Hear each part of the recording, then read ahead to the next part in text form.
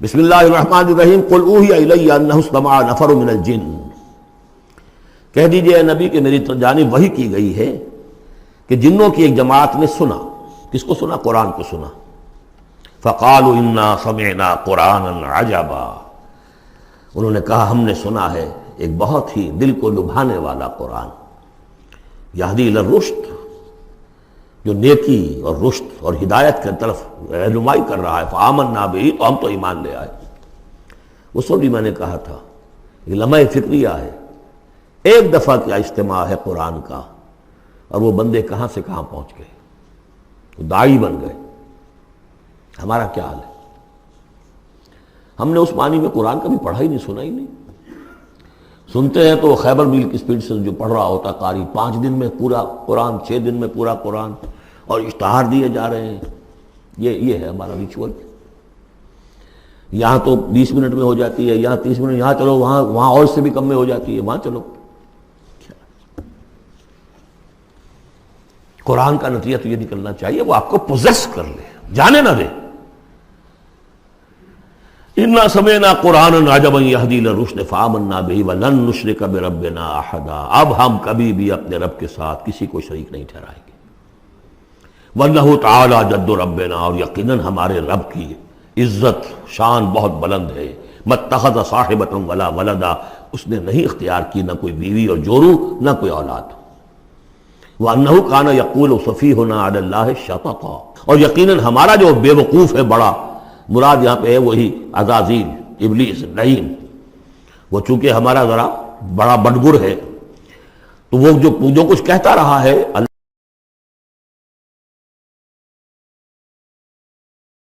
وَأَنَّا ظَنَنَّا أَن لَّن تَقُولَ الْإِنسُ وَالْجِنُّ عَلَى اللَّهِ كَذِبًا، ہم تو اس گمان میں رہے، خوش گمانی میں، کہ جن اور انسان اللہ تعالیٰ کے اوپر جھوٹ نہیں باندھیں گے، لیکن وہ بدماش تو جھوٹ باندھتا رہا۔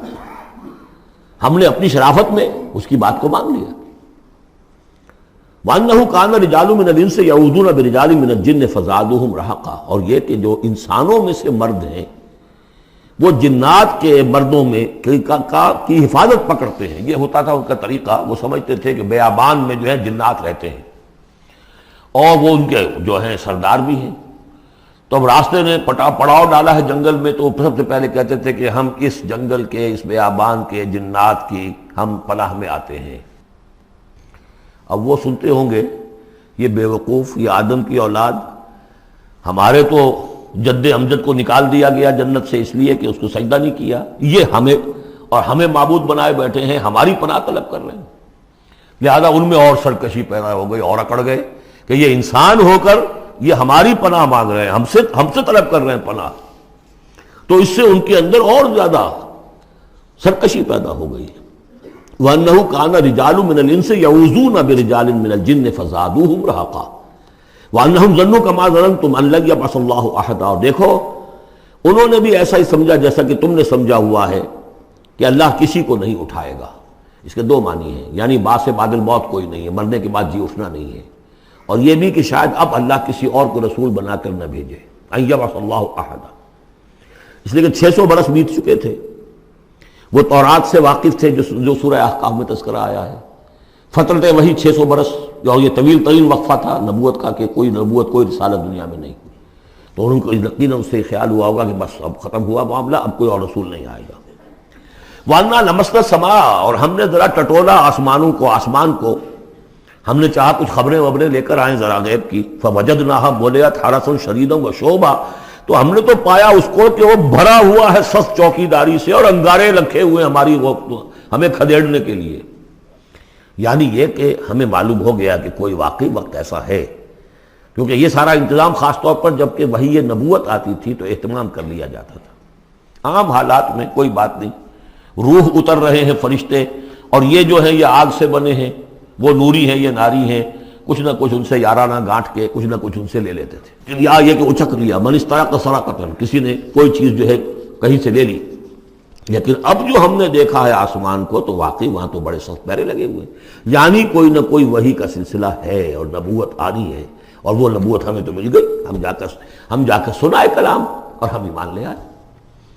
وَأَنَّا لَمَسْنَا السَّمَاءَ فَوَجَدْنَاهَا مُلِئَتْ حَرَسًا شَدِيدًا وَشُهُبًا وَأَنَّا كُنَّا نَقْعُدُ مِنْهَا مَقَاعِدَ لِلسَّمْعِ اور ہم وہاں بیٹھا کرتے تھے، وہاں پہ گھاٹ میں بیٹھا کرتے تھے کچھ سنگل لینے کے لیے، مقاعد، مقعد بیٹھنے کی جگہ، مورچہ جہاں پہ بیٹھا جائے، ہم وہاں پر اپنے ٹھکانوں میں بیٹھا کرتے تھے۔ فمن یستمع الان، لیکن اب اگر کسی نے کچھ سننے کی کوشش کی، یجد لہ شہابا رصدا، وہ پائے گا اپنے واسطے ایک انگارہ گھات میں، میزائل پیچھا کرے گا اس کو۔ وَأَنَّا لَا نَدْرِي أَشَرٌّ أُرِيدَ بِمَنْ فِي الْأَرْضِ أَوْ أَرَادَ بِهِمْ رَبُّهُمْ رَشَدًا۔ معلوم ہوتا بہت بڑے عالم تھے یہ، تورات کے جاننے والے، انہوں نے ایک ایسی عظیم بات کہی ہے یہ۔ ہمیں یہ معلوم نہیں کہ آیا زمین میں بسنے والے ان انسانوں کی کوئی شامت آ گئی ہے یا اللہ نے ان کے لیے کسی بھلائی کا ارادہ کیا ہے۔ رسالت آئے گی تو دو ہی نتیجے ہیں، یا تو کوئی عذاب آنے والا ہے اب، اس لیے کہ وما كنا معذبین حتی نبعث رسولا، یا تو کوئی بہت بڑے پیمانے پر انسانوں کی شامت آنے والی ہے، جیسے قوم نوح، قوم ہود، قوم صالح کا حشر ہوا تھا، وہ ویسا ہی حشر ہونے والا ہے۔ اللہ لا نظری، ہم نہیں جانتے، اشر ارید بمن فی الارض، زمین والوں کے لیے کسی شر کا فیصلہ کیا گیا ہے، ام اراد بہم ربہم رشدا، یا ان کے لیے ان کے رب نے بھلائی کا، خیر کا ارادہ کیا ہے۔ ظاہر بات ہے نبوت اور رسالت محمدی خیر پر منتج ہوئی۔ وَأَنَّا مِنَّا الصَّالِحُونَ وَمِنَّا دُونَ ذَلِكَ، اور دیکھو ہمارے اندر نیک بھی ہیں، جنات نیک بھی رہے ہیں، اور دوسری طرح کے بھی ہیں، بد نہیں کہا، یہ ہے حکمت تبلیغ، بروں کو بھی برا نہ کہو، ہاں دوسری قسم کے بھی ہیں، نیک بھی ہے اور دوسری قسم کے بھی ہیں۔ کُنَّا طَرَائِقَ قِدَدًا، ہم تھے مختلف راستوں پر جو کہ ایک دوسرے سے پھٹے ہوئے تھے۔ یہ قددا جو آیا تھا نا، قدت قمیصہ، پھٹ جانا قمیص کا۔ وَأَنَّا ظَنَنَّا أَن لَّن نُعْجِزَ اللَّهَ فِي الْأَرْضِ وَلَن نُعْجِزَهُ هَرَبًا، اور ہم نے یہ جان لیا کہ ہم اللہ کو عاجز نہیں کر سکتے، ہرا نہیں سکتے، نہ زمین میں بھاگ کر، اور ہم کہیں بھاگ کر اور زمین میں اللہ کو شکست نہیں دے سکتے، اس کی پکڑ سے نکل نہیں سکتے۔ وَأَنَّا لَمَّا سَمِعْنَا الْهُدَىٰ آمَنَّا بِهِ، اور ہم نے تو جب وہ ہدایت سنی، الہدا سنا، اس کی استماع ہم نے کیا، ہم تو اس پر ایمان لے آئے۔ فَمَن يُؤْمِن بِرَبِّهِ فَلَا يَخَافُ بَخْسًا وَلَا رَهَقًا، تو جو کوئی بھی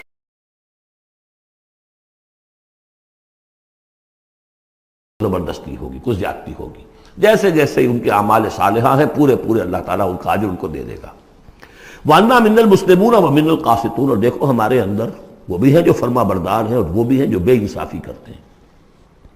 یہ قسط کے لفظ کے ساتھ سمجھ لیجئے، جب یہ ثلاثی مجرد میں آتا ہے تو قاسط اس میں فاعل بنا، وہ ناانصاف کے معنی میں ہے، یہ باب افعال کے خواص میں سے ہے، سلب ماخذ اس کو کہتے ہیں۔ جب باب افعال میں آئے گا تو اس کے معنی ہے عدل و انصاف، اور جب ثلاثی مجرد میں آئے گا تو ناانصافی۔ قاسطون فمن اسلم فاولئک تحروا رشدا، جو لوگ اسلام لے آئے، اطاعت قبول کر لی، تو انہوں نے تو گویا کہ ڈھونڈ نکالی خیر کی راہ، نیکی کی راہ انہوں نے تلاش کر لی۔ وَأَمَّا الْقَاسِطُونَ، اور جو بے انصاف ہے، فَكَانُوا لِجَهَنَّمَ حَطَبًا، وہ لوگ جو ہے پھر جہنم کا ایندھن بن کر رہیں گے۔ یہاں تک ان کی تقریر ہے جو انہوں نے تبلیغ کی ہے۔ اب جو بات آگے آ رہی ہے یہ خود اللہ کی طرف سے کلام ہے۔ أَن لَوِ اسْتَقَامُوا عَلَى الطَّرِيقَةِ لَأَسْقَيْنَاهُم مَّاءً غَدَقًا، اور یہ کہ یہ اگر لوگ اپنے اس طریقے پر جو طریقہ انبیاء کا تھا، جو آدم نے دیا تھا، جو نوح نے دیا تھا، یہ چلتے رہتے تو ہم انہیں خوب پلاتے، پانی بھر بھر کر خوب سیراب کرتے ان کو۔ یہاں لفظ طریقت آیا ہے قرآن میں، شریعت، طریقت۔ ثم جعلناک علی شریعۃ من الامر، شریعت اور یہ طریقت، دونوں کا مفہوم ایک ہے، طریقہ اور شریعت، لیکن یہ کہ اس کا استعمال ہو رہا ہے کہ شریعت سے مراد لی جاتی ہے جو دین کی کا قانون ہے، اس کے ظاہری پہلو، قانونی پہلو، اور طریقت اسی کے باطنی پہلو کا نام ہے، کہ ایک نماز ہے، وضو کیسے کرو گے، کیا فرائض ہیں، کیا نوافل ہیں، کیا کام رہ گیا تو وضو نہیں ہوا، یہ شریعت بتائے گی، یہ آپ کو فقیہ بتائیں گے، یہ آپ کو مفتی حضرات بتائیں گے۔ لیکن نماز کی اصل روح تو ہے خشوع اور خضوع، حضور قلب، یہ پھر طریقت کی طرف منتقل کر دیا گیا، بدقسمتی سے پھر ان کو پھاڑ دیا گیا، وہ علیحدہ علیحدہ ہو گئے۔ یہ سب چیزیں یکجا ہونی چاہیے تھی۔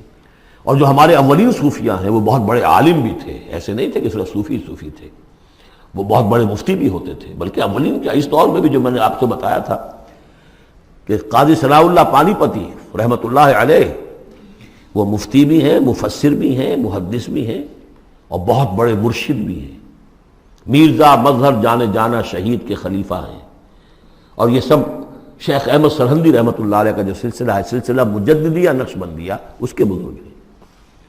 تو وہ ہے وہ جامع صفات لوگ. لنفتنہم فیہ، اور یہ بھی جو ہم کو پانی پلاتے اور سیراب کرتے، یہ بھی اس لیے تاکہ ان کو اور جانچے اور پرکھے اور امتحان لے. ایک امتحان غربت میں ہے، ایک امتحان تمنگری میں ہے، ایک امتحان فاقے میں ہو رہا ہے، ایک امتحان ہو رہا ہے کہ کثرت سے ہم نے دے رکھا ہے. ومن یعرض عن ذکر ربہ، اور جو کوئی بھی اعراض کرے گا اپنے رب کے ذکر سے، یسلک عذابا صعدا، تو وہ چلے گا، وہ ڈال دے گا اس کو چڑھتے عذاب میں اللہ تعالیٰ، ایسے عذاب میں صعدا جس کی شدت بڑھتی چلی جائے گی. وَأَنَّ الْمَسَاجِدَ لِلَّهِ فَلَا تَدْعُوا مَعَ اللَّهِ أَحَدًا، اور دیکھو مسجدیں اللہ کے لیے ہیں. مسجد سے مراد مسجد سجدے کی جگہ بھی ہے، اور مسجد سے مراد سجدے کے یہ اعضاء بھی ہیں.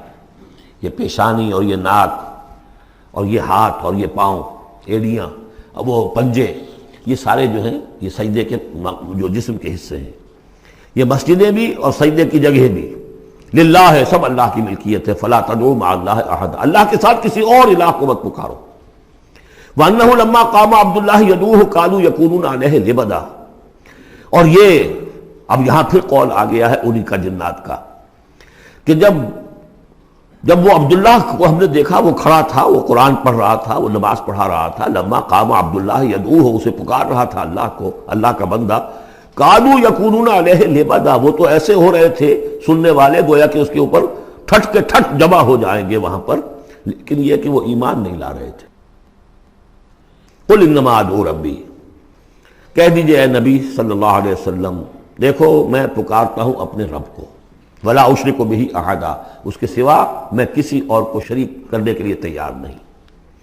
قل انی لا املک لکم ضرا ولا رشدا، کہہ دیجئے مجھے کوئی اختیار حاصل نہیں ہے تمہارے لیے، نہ کسی نقصان کا اور نہ کسی راہ پر لانے کا، میں تمہیں ہدایت نہیں دے سکتا. وہ آیت یاد کر دیجئے، انک لا تہدی من احببت ولکن اللہ یہدی من یشاء. اے نبی آپ ہدایت نہیں دے سکتے جسے بھی چاہیں، وہ تو اللہ ہی ہدایت دیتا ہے جس کو چاہتا ہے. قل انی لن یجیرنی من اللہ احد ولن اجد من دونہ ملتحدا، کہہ دیجئے میں ہرگز نہ پاؤں گا کہ مجھے اللہ کے سوا کوئی پناہ دے سکے.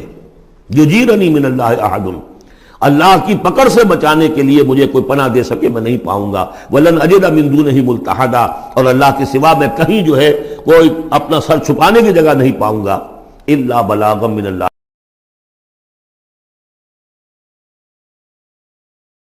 فریضہ سر انجام دوں. اگر میں نے یہ کام نہیں کیا تو میں پکڑا جاؤں گا. فَلَنَسْأَلَنَّ الَّذِينَ أُرْسِلَ إِلَيْهِمْ وَلَنَسْأَلَنَّ الْمُرْسَلِينَ، ہم تو پوچھ کر رہیں گے ان سے بھی جن کی طرف رسولوں کو بھیجا، اور پوچھ کر رہیں گے رسولوں سے بھی. وَمَنْ يَعْصِ اللَّهَ وَرَسُولَهُ، جو کوئی بھی اللہ اور اس کے رسول کی نافرمانی کرے گا، فَإِنَّ لَهُ نَارَ جَهَنَّمَ خَالِدِينَ فِيهَا أَبَدًا، تو اس کے لیے تو پھر جہنم کی آگ ہے جس میں وہ ہمیشہ ہمیشہ رہے گا. حتیٰ اذا رأوا ما یوعدون، یہاں تک کہ جب وہ دیکھیں گے جس چیز کی انہیں دھمکی دی جا رہی ہے. فَسَيَعْلَمُونَ مَنْ أَضْعَفُ نَاصِرًا وَأَقَلُّ عَدَدًا، اس وقت انہیں معلوم ہو جائے گا کون کمزور ہے مددگاروں کے اعتبار سے اور کون اقلیت میں ہے تعداد کے اعتبار سے. وہ تانے دیتے تھے نا کہ دیکھو محمد تمہارے پاس تو بیٹھے بھی ہوتے ہیں تو ہمارے کمی کاری بڑے لوور طبقات کے لوگ، اور وہ بھی چند ہوتے ہیں، دیکھو جا کے ابو جہل کی محفل بھری ہوئی ہے، بڑے بڑے لوگ بیٹھے ہوئے ہیں وہاں پر. اس وقت معلوم ہو جائے گا من اضعف ناصرا واقل عددا. یہ سورہ مریم میں بہت تفصیل سے یہ مضمون آیا ہے. قل ان ادری اقریب ما توعدون ام یجعل له ربی امدا، کہہ دیجئے اے نبی مجھے یہ معلوم نہیں ہے آیا جس چیز کا تم سے وعدہ کیا جا رہا ہے، جس چیز کی دھمکی دی جا رہی ہے. وعدہ اور وعید بنیاد ایک ہی ہے، اصل میں اصل الفاظ ایک ہی ہیں. وعید دھمکی، وعدہ لیکن حروف اصلی وہی ہے. آیا وہ قریب آ چکی ہے اسے، یا ام یجعل له ربی امدا، یا یہ کہ میرا رب اس کے لیے ابھی کچھ مہلت دے، کوئی تمہاری رسی دراز کریے، میں نہیں جانتا. یہ سورہ انبیاء کے آخر میں بھی آیا تھا. قل ادری اقریب ام بعید ما توعدون، کہہ دیجئے نبی میں نہیں جانتا کہ جس چیز کا تم سے وعدہ کیا جا رہا ہے وہ قریب آ چکی ہے یا بھی دور ہے. عالم الغیب، وہی ہے غیب کا جاننے والا. فلا یظہر علی غیبہ احدا، وہ اپنے غیب پر کسی کو مطلع نہیں کرتا. الا من ارتضی من رسول، سوائے جس کو وہ چاہے اپنے رسولوں میں سے. یہ بہت اہم قانون ہے قرآن کا، اور اس میں سارا مسئلہ علم غیب کا حل ہوتا ہے. ایک بات تو یہ کہ ہمارے جو بھی بریلوی بھائی ہیں وہ بھی مانتے ہیں، 4 باتیں وہ مانتے ہیں. 3 میں نے ایک مرتبہ تحقیق کی تھی بڑی مفصل، جا کر بعد لوگوں سے ملاقات کی، ابھی میں طالب علم تھا. کہا دیکھیے ہم ثابت مانتے ہیں اس بات کو، نبی کا علم ذاتی نہیں عطائی ہے، اللہ نے جو دیا وہی ہے. نبی کا علم قدیم نہیں حادث ہے، پہلے نہیں تھا پھر ہو گیا، اللہ نے دے دیا تو ہو گیا. اور نبی کا علم غیر محدود نہیں محدود ہے. میں نے کہا یہ تین باتیں جو شخص مان لے میرا اس سے اب کوئی جھگڑا نہیں رہا. لیکن ہمارے ہاں کچھ لوگوں نے ایک ڈیفینیشن کر لی علم غیب کی. علم غیب وہ ہے جو بغیر کسی کے بتائے خود حاصل ہو جائے. اس اعتبار سے تو میرے پاس بھی علم غیب ہے نہیں، یعنی کسی کے پاس کوئی علم ہے ہی نہیں. ہمیں دیا اساتذہ نے دیا، حضور کو دیا اللہ نے دیا، جبریل کو دیا اللہ نے دیا. اس معنی میں تو ذاتی علم تو کوئی بھی نہیں مانتا کسی کا. علم تو دینے سے ہوتا ہے. البتہ علم غیب کسے کہتے ہیں؟ وہ چیزیں جو ہماری نگاہوں سے چھپا دی گئی ہیں، وہ عالم غیب ہے. جنت ہے، دوزخ ہے، فرشتے ہیں، یہ سب کیا ہے؟ عالم غیب. تو نبیوں کو تو کچھ نہ کچھ حصہ اس کا دکھایا جاتا ہے تو نبی بنتے ہیں نا، ورنہ میرے اور نبی میں فرق کیا ہوا پھر؟ اگر میرا بھی علم وہی ہوتا ان السمع والبصر والفؤاد، تو میرے علم اور حضور کا بھی علم یہی ہوتا تو فرق کیا ہوا؟ حضور نے تو اس دوسرے علم کے اعتبار سے تو صاف کہہ دیا انتم عالم بامور دنیاکم. لیکن حضور کو معراج میں جنت دکھا دی، دوزخ دکھا دی. زمین پر رہتے ہوئے آپ نماز پڑھا رہے تھے، غالباً وہ جو کہ نماز پڑھائی جاتی ہے جبکہ بارش نہیں ہوتی، استسقاء کی نماز، اسی کے دوران اچانک ایک دفعہ آپ آگے بڑھے. لوگ حیران ہوئے کیا ہوا ہے، ایک دفعہ پیچھے ہٹے. لوگوں نے پوچھا بعد میں کہ حضور یہ نماز کا حصہ تھا، یعنی ہم بھی پھر اسی طرح کیا کریں اس نماز کے اندر؟ یہ فرمایا نہیں، اصل میں میرے سامنے جنت لے آئی گئی، اب بے اختیار میرا ہاتھ بڑھ گیا کہ میں اس کا پھل توڑ لوں، اور میرے سامنے اس کے بعد دوزخ لے آئی گئی اور اس کا جو بمکا آیا گرمی کا، اس سے میں بے اختیار پیچھے ہٹا. دنیا میں سیر کرا رہے ہیں. بہرحال یہ غیب ہی میں سے ہے. البتہ کل غیب یہ جو مانے اللہ نبی کے لیے وہ کافر ہے، اور وہ مانتے ہیں، بریلوی بھی مانتے ہیں. کل غیب کا کوئی سوال ہی نہیں. نبی کا علم محدود ہے، نبی کا علم حادث ہے، نبی کا علم عطائی ہے. تین باتیں مان لیجئے. باقی نبی کا علم کتنا تھا کتنا نہیں تھا، یہ میں کون ہوں ناپنے والا اور آپ کون ہیں ناپنے والے. دیا اللہ نے جو دیا، بتایا جو بتایا، اللہ اللہ اور خیر صلی اللہ. تو یہ عالم الغیب وہ ہے غیب کا جاننے والا. فلا یظہر علی غیبہ احدا، تو وہ نہیں مطلع کرتا اپنے غیب پر کسی کو. ہاں الا من ارتضی بالرسول، سوائے اپنے رسولوں کے. کذالک نری ابراہیم ملکوت السماوات والارض، یہ ہم نہیں پڑھ چکے؟ ابراہیم کو بھی ملکوت دکھائے، حضور کو